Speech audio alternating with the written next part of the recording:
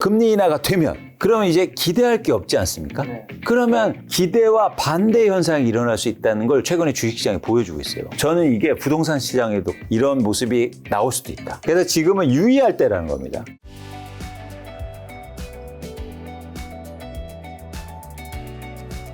자, 그리고 아까 전에도 가격이 오르고 거래량이 올랐다고 해주셨는데 거기에 또 매물이라든가 호가도 좀 중요할 텐데 그럼 매물은 어떻게 되고 있고 호가는 오르고 있지 않나요? 호가는 오르고 있죠. 네. 당연히 호가가 오르는 거죠. 왜냐하면 거래가 올라가니까 호가가 이제 오르고 있는데 호가가 오르면 이제 어떻게 될까요? 실수요자들이 그걸 계속 못 받쳐주잖아요. 못 받쳐줄 수 그러면서 이제는 제가 예측하건대 거래량이 줄어들게 될 겁니다.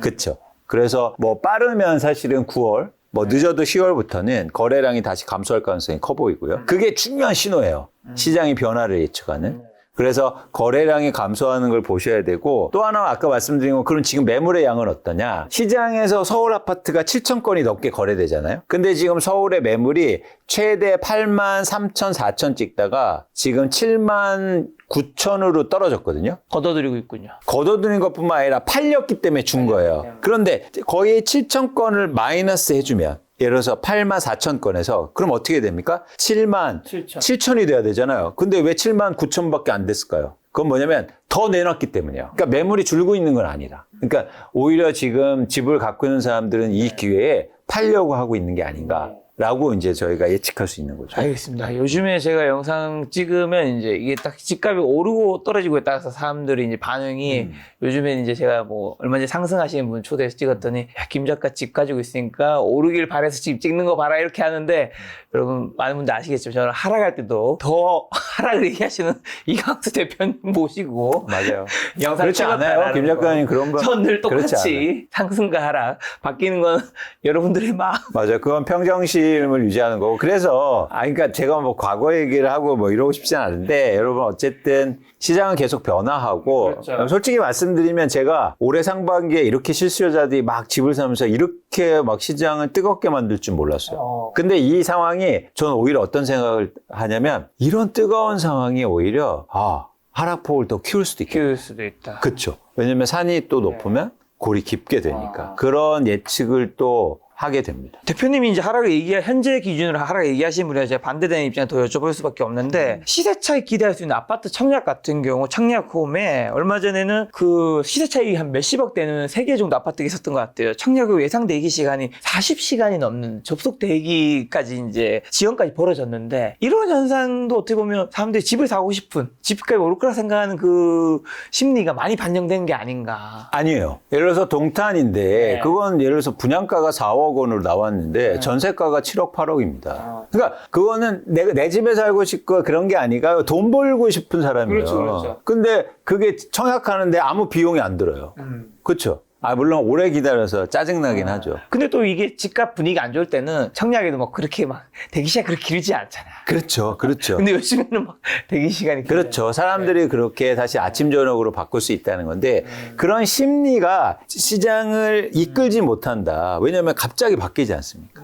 그래서 사실 그게 예를 들어서 이런 식의 그 진단은 저는 틀렸다고 보는 거죠. 왜냐면 거봐 유효 수요가 엄청 많아. 그 마음은요 언제나 똑같았어요. 집을 살려는. 그런데 특별히 거기에서 몰린 건 너무나 명확하니까 그렇지 않습니까? 분양만 받으면 갑자기 막 6억 7억을 버는 건데.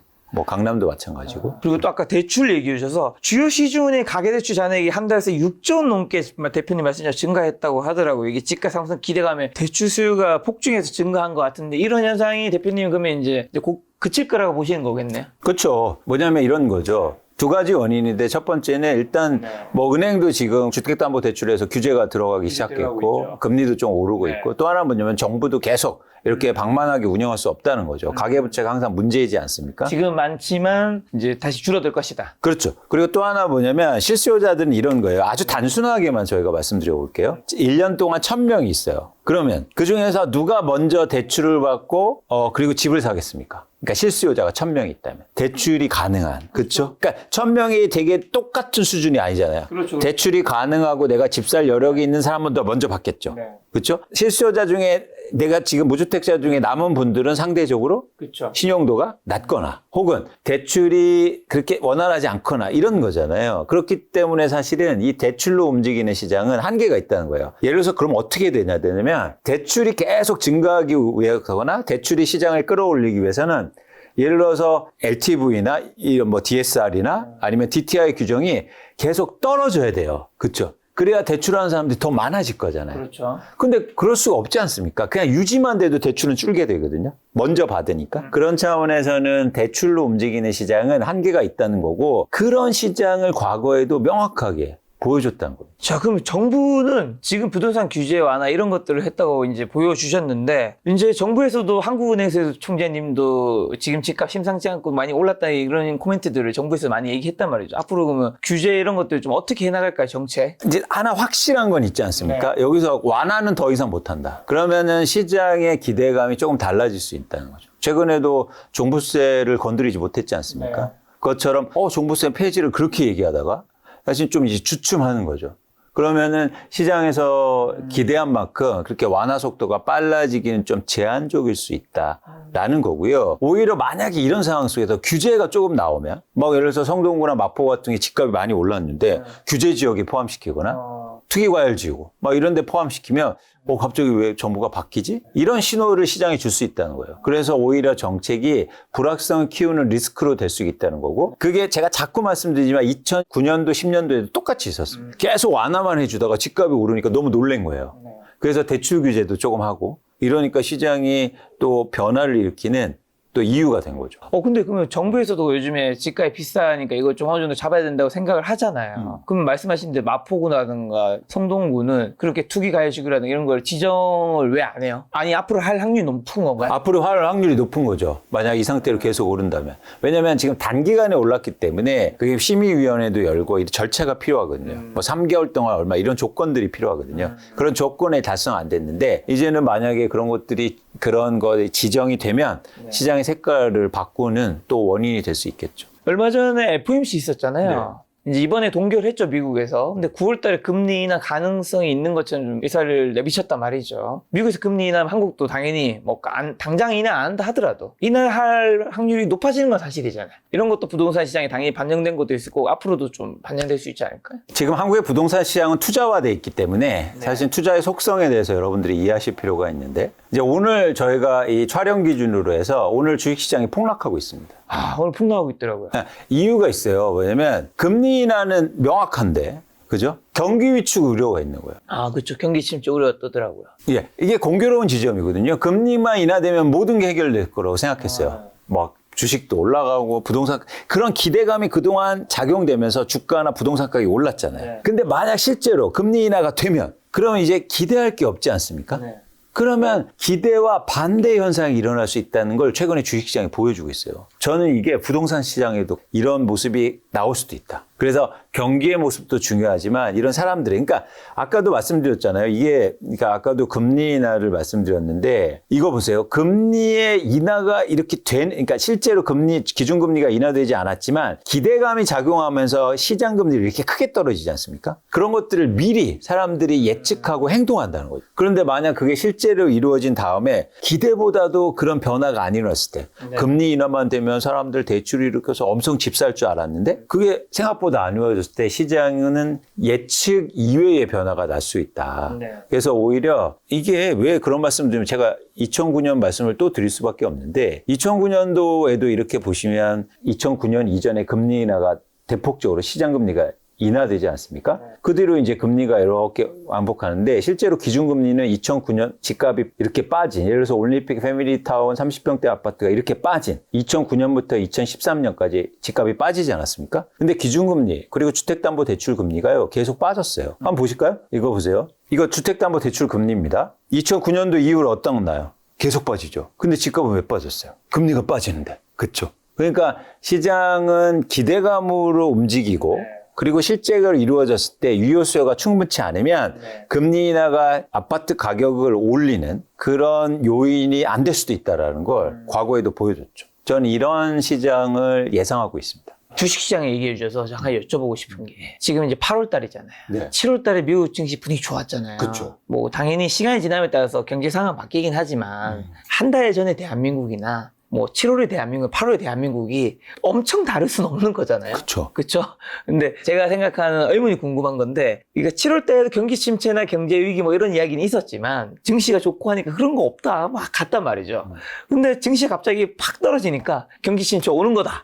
막 한단 말이죠. 요런 거 만약에 또 다시 만약에 미국 주식 다 올랐어. 정고 좀 회복해. 그러면 경기 침체 없을 거라고 뭐 또 기사 나올 거란 말이에요. 분명히. 그러니까 재료는 사실 다 양쪽 다 있는데, 주식 시장이 오르고 떨어지거에 따라서 이 재료가 힘이 살고 이 재료가 힘이 살고 같은 것들이 전 반복되는 것 같아서 맞아요. 이런 거 참 어떻게 해석해야 되나. 맞아요. 그래서 저는 가장 보고 싶은 건 뭐냐면 사실은 자산 가격이 빠지는 가장 큰 이유는 많이 올랐기 때문이에요. 예를 들어서 많이 오르지 않았으면 지금 금리나 기대감이 있잖아요. 그럼 계속 올랐을 거예요. 네. 근데 금리나 기대감이 먼저 반영되면서 주식이 엄청 올랐지 않습니까? 미국의 나스닥을 중심으로 해서. 그러니까 이 높은 자산 가격에 대해서 변동성이 커진 거예요.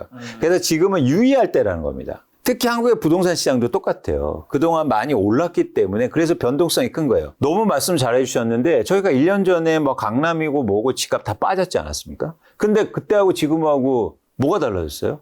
대한민국의 경제 상황이. 그렇죠? 근데 그때는 왜 빠지고 지금은 또 왜 오릅니까? 그런데 저는 이 불확실성을 키우는 게 사실은 우리가 감내할 만한 부동산 가격이 아니기 때문에 이런 변동성이 커졌다는 거죠. 그게 주식시장도 마찬가지고 부동산 시장에 작용되고 있다. 그래서 이 상황이 어떻게 전개될지 모르겠지만 어쨌든 이 높은 자산 가격은 계속 불확실성이 존재한다는 거죠. 그래서 갑자기 부동산 가격 빠지면 또 막 그럴 겁니다. 봐봐, 가계부채 때문에 빠지지.